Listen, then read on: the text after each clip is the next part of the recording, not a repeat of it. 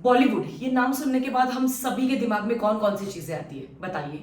जैसे drugs, addiction, अमीर actors की बिगड़ी हुई औलादें, इनसाइडर्स आउटसाइडर्स के हर रोज के झमेले, nepotism, movie mafia, wokeism, me too movement, किसी भी फिल्म के पीछे होने वाली पूरी की पूरी पॉलिटिक्स और इन्हीं सारी चीजों पर रोशनी डालती है द बैड्स ऑफ बॉलीवुड ये सीरीज जो रिसेंटली नेटफ्लिक्स पर रिलीज हो चुकी है। इस सीरीज के राइटर और डायरेक्टर है आर्यन खान, यस, जो शाहरुख खान के बेटे। अभी यहां तक तो हम सबको बहुत सारी चीजें पता थी, बट ये जो पूरी की पूरी सीरीज है ये कैसी है और क्या वर्थ वॉचिंग है, आइए बात करते हैं आज के वीडियो में। देखो, सबसे पहले आपके पास 5 घंटों का समय होना चाहिए इस पूरी वेब सीरीज को देखने के लिए। इस पूरी वेब सीरीज में ना आपको बॉलीवुड को एक्सपोज करने वाला स्पूफ दिखाई देगा। हमने बहुत सारे ऐसे स्पूफ वीडियोस ऑलरेडी यूट्यूब पर देख चुके हैं। बहुत बड़े बड़े जो यूट्यूब चैनल्स हैं उन्होंने ऑलरेडी बनाए हुए हैं जहां पर वो बॉलीवुड को ट्रोल करते हैं या फिर उनको एक्सपोज करते हैं या फिर उनका जो एक दोगला स्टैंड होता है हमेशा उसको एक्सपोज करते हुए हम सभी लोगों ने देखा है। बट यहाँ पर खुद बॉलीवुड के बहुत बड़े एक्टर शाहरुख खान के बेटे, जिन्होंने शायद बचपन से लेकर अभी तक यही सारी चीजें उनके आजू बाजू में होती हुई दिखाई उनको दी होगी और इसी के चलते बहुत ही अच्छे तरीके से, बखूबी तरीके से इस सटायर को वो लिख पाए हैं। तो सबसे पहले पॉजिटिव एस्पेक्ट्स के बारे में बात करते हैं। सबसे पहली चीज जो मुझे बहुत पसंद आई वो इस पूरे वेब सीरीज की राइटिंग और इसका डायरेक्शन, यानी कि आर्यन खान की तारीफ होना बहुत जरूरी है। बिकॉज शायद उन्होंने बचपन से लेकर अभी तक जितनी भी चीजें देखी है उनके इर्द गिर्द होने वाली, वही सारी चीजों को उन्होंने पेपर पर उतारा और उसके बाद हम सभी लोगों के सामने पर्दे पर वो उतारने में बहुत हद तक सक्सेसफुल होते हुए नजर आते हैं। क्योंकि इस पूरे सीरीज की ना सबसे बड़ी पॉजिटिव कड़ी है इसकी कॉमेडी। वो बहुत ही ऑर्गेनिक आपको महसूस होगी।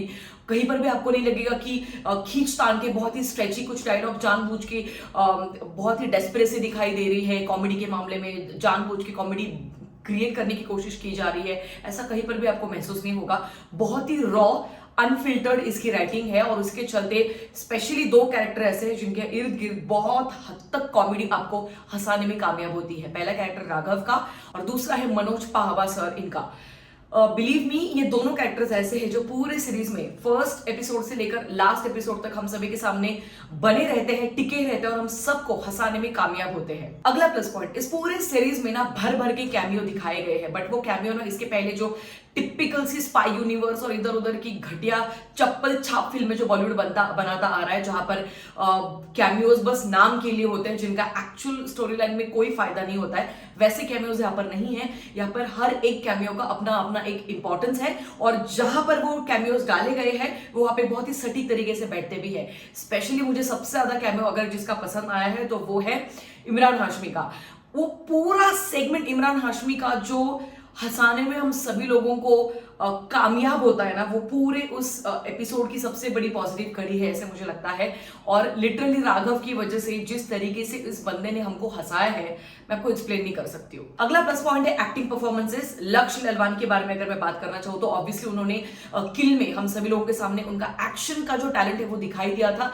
बट यहाँ पर उनके बहुत सारी अलग अलग इमोशंस वो दिखाने में सक्सेसफुल होते हैं। उनके साथ बहुत इमोशनल टॉर्चर हो रहा है, किस तरीके से उनको डिप्रेशन में वो जा चुके हैं, किस तरीके से बहुत ही फाइनेंशियल स्ट्रगल्स हैं, फैमिली के स्ट्रगल्स हैं, करियर वाइज भी बहुत सारे ऑप्शंस आ रहे हैं, ऑप्शंस जा रहे हैं, बहुत ज्यादा पॉलिटिक्स उनके साथ हो रहा है। तो इस तरीके से जहां पर जितना गुस्सा दिखाना है, जहां पर बहुत ही ज्यादा शांत रहना है, सारे ही इमोशंस दिखाने में वे सक्सेसफुल होते हैं। और यही एक बात होती है टैलेंटेड एक्टर की। मुझे लगता है उनका भविष्य काफी ज्यादा अच्छा है बॉलीवुड में, अगर अच्छे तरीके से रोल्स और स्क्रिप्ट्स उन तक पहुंच जाए तो।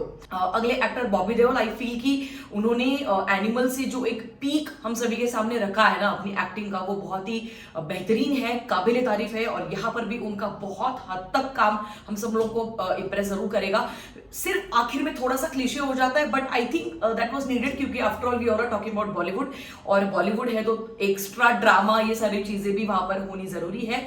But I really love Bobby Deol's performance in this entire series. Sahir Bamba के बारे में मैं बात करना चाहती हूँ। मैंने इनके पहले इनका कोई काम नहीं देखा था एंड आई फील कि वो बहुत ही हद तक अपनी क्राफ्ट को इस पूरे फिल्म में रख पाई है, अपनी कैरेक्टर को वो निभा पाई है, वो मुझे बहुत ज्यादा पसंद आया। Last but not the least, Rajat Bedi, इनके बारे में मैं बात करना चाहती हूँ। ये पूरे सीरीज में बहुत ही इंपॉर्टेंट रोल प्ले कर रहे हैं और अगर आपको कोई मिल गया ये फिल्म याद है तो उस फिल्म में उनका एक रेफरेंस है, वो क्यों, कैसे, कहां पर, किस तरीके से डाला गया है, वो आपको डेफिनेटली कई की जगह पे हंसाएगा जरूर। और कोई कह ही नहीं पाएगा कि आर्यन खान का ये एक डेब्यू है एज अ राइटर और डायरेक्टर के तौर पर, क्योंकि बहुत ही ज्यादा स्क्रीन प्ले टाइट रचा गया है, कहीं पर भी आपको बोर नहीं होगा, कहीं पर भी आपको यार ये क्यों दिखाया या नहीं दिखाया तो भी चल जाता था, ऐसे कहीं पर नहीं लगेगा। इनफैक्ट इतने सारे बड़े बड़े एक्टर्स जब आप एक ही सीरीज में ला रहे हो तो बहुत बड़ी जिम्मेदारी भी होती है कि कहीं ना कहीं उनका जो कैमियो है वो वेस्ट ना हो जाए, बट सारे के सारे कैमियोज एक्चुअली बहुत ही वेल प्लांटेड है और वो देखकर आपको अच्छा लगेगा। अगला और प्रोबेबली आखिरी प्लस पॉइंट, इस पूरे वेब सीरीज का सबसे क्लाइमैक्स में आखिरी में जो एक ट्विस्ट आता है उसको कोई प्रेडिक्ट ही नहीं कर सकता, इस दुनिया का कोई बंदा प्रेडिक्ट नहीं कर सकता,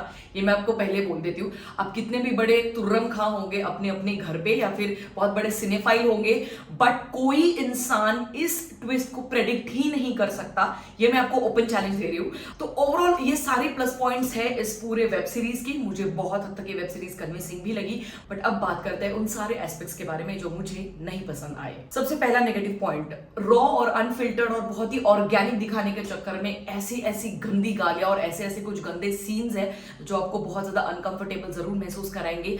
दूसरा नेगेटिव पॉइंट, ये एक ऐसी वेब सीरीज है जो थोड़ी सी घिनौनी भी बनती जाती है कई कई जगह पे, but of course it's a part of Bollywood. But इसका मतलब ये नहीं है कि सारी गंदगी आप दिखा दो। हमको पता है कि बहुत सारी नेगेटिव चीजें चलती रहती है बॉलीवुड में और आए दिन हर रोज कोई ना कोई बॉलीवुड को ट्रोल करते रहता है, बट कुछ चीजें ऐसे जो डेफिनेटली आपको नहीं हजम होगी। और फैमिली के साथ तो बिल्कुल भी देखने की गलती मत कीजिएगा, एक भी एपिसोड फैमिली के साथ नहीं देख पाओगे आप। हर 5 से 6 मिनट के बाद इस फिल्म में गंदी गंदी गालियां दी गई है। देखो, बॉलीवुड के चकाचौंध के पीछे की एक्चुअली जो पॉलिटिक्स होती रहती है या फिर जो एक घिनौना चेहरा है बॉलीवुड का, और जो खोखले रिश्ते हैं, जो खोखले प्रोमिसेस होते हैं या फिर जो बहुत ही फेक चेहरे होते हैं, डिप्रेशन से भरी जिंदगियां होती है, तो ये सारी चीजों के ऊपर डेफिनेटली रोशनी जरूर डालती है द बैड्स ऑफ बॉलीवुड, या फिर जिसे हम कहेंगे the bastards of Bollywood. Aryan Khan इन सभी चीजों को हम सभी के सामने रखने में कामयाब जरूर होते हैं, बट क्योंकि मेरा पर्सनल ओपिनियन ये है कि मैं इन सारी गंदगी से भरे कुछ सीन्स को नहीं हजम कर सकती हूँ, तो इसीलिए मैं 3.5 स्टार जरूर देना चाहूंगी इस पूरी वेब सीरीज को। अगर आपने देखी है, नहीं देखी है, जो भी आपका ओपिनियन जरूर कमेंट सेक्शन में बताइएगा। मिलेंगे अगले वीडियो में, तब तक के लिए ख्याल रखिएगा। Peace out.